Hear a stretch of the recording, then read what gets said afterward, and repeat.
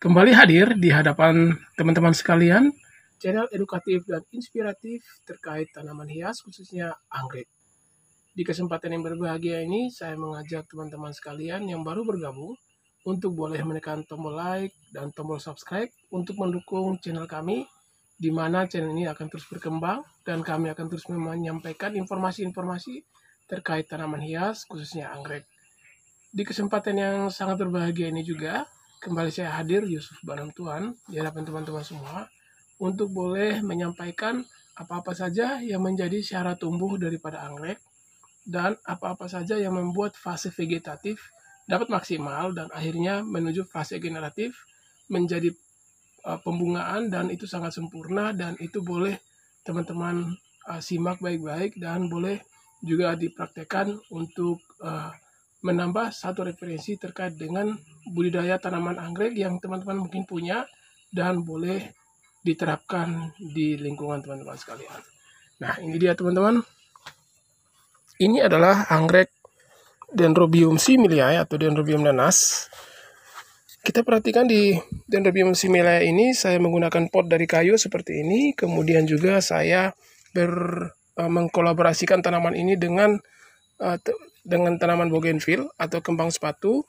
Kemudian kita perhatikan ini fase pertumbuhan vegetatifnya, kita lihat banyak plant-nya udah tumbuh dengan sempurna. Nah, ini dia Dendrobium similae atau anggrek nanas ya, spesies dari Papua.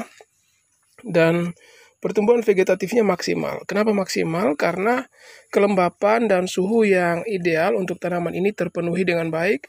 Ruang tumbuh daripada tanaman ini juga luas, dan kita meletakkannya agak tinggi di atas permukaan tanah supaya terjadi gaya gravitasi yang baik, dapat juga menjadi daya untuk pertumbuhan akar menjadi lebih maksimal dan optimum.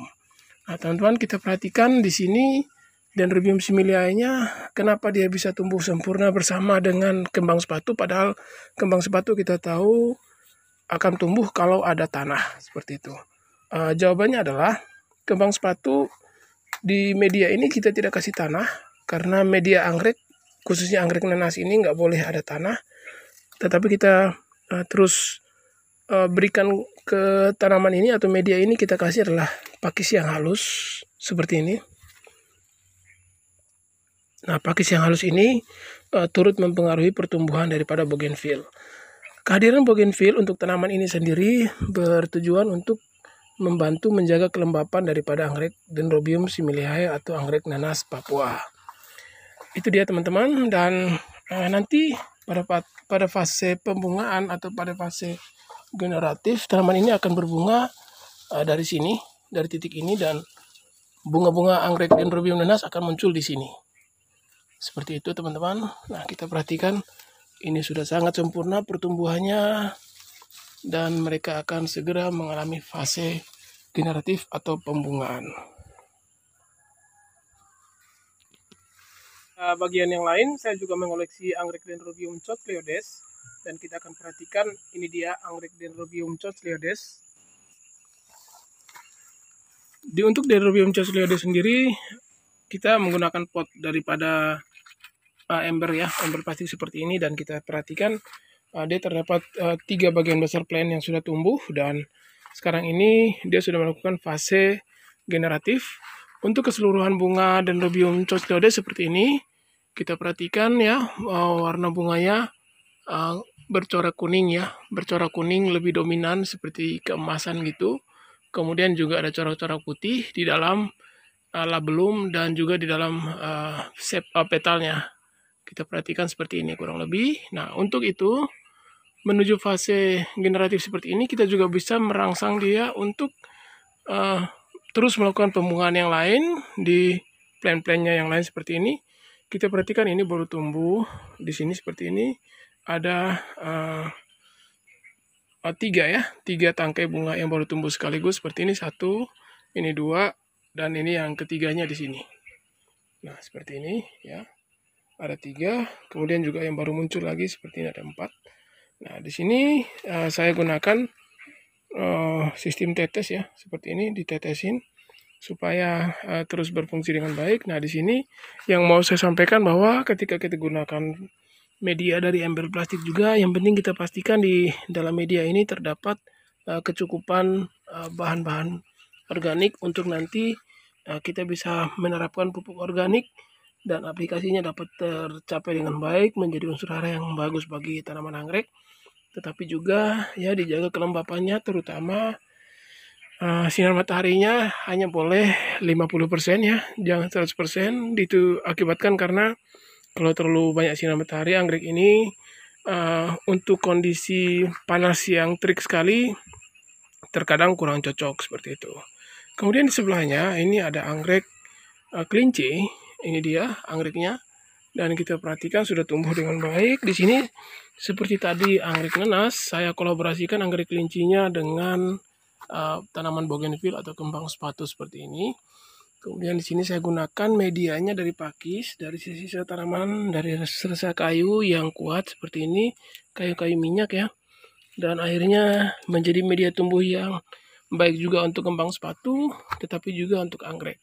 Jadi sekali lagi untuk kembang sepatunya saya tidak gunakan tanah, yang saya gunakan hanya media pakis atau serasa-serasa tanaman yang bisa juga dijadikan media tumbuh untuk tanaman bougainville.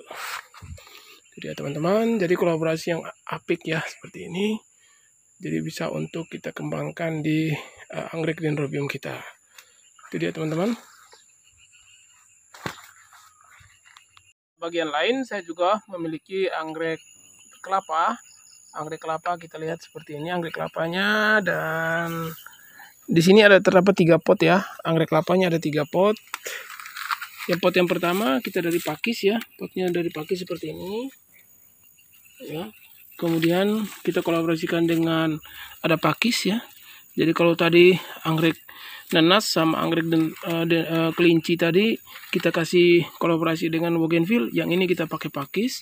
Sama, tujuannya sama juga untuk menjaga kelembapan. Jadi teman-teman kalau punya anggrek yang model daun lebar seperti ini, tetap wajib ada yang namanya pelembab ya, atau pakis secara alami seperti ini, dan tidak mengurangi nilai seni ya.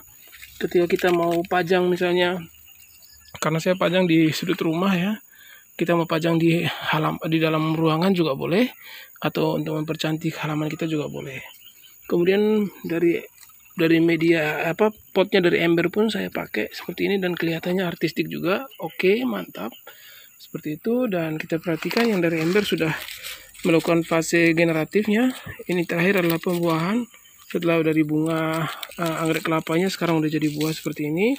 Dan dari spora nanti yang ada dalam ini kita bisa jadikan bahan untuk perkembangbiakan selanjutnya menggunakan perkembangbiakan generatif.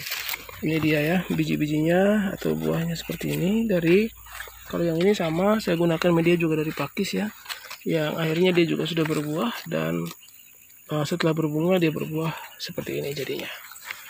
Nah, inilah keseluruhan pemaparan saya di kesempatan yang berbahagia ini. Sekali lagi, bagi teman-teman yang baru bergabung, boleh untuk subscribe channel kami dan mendukung channel ini.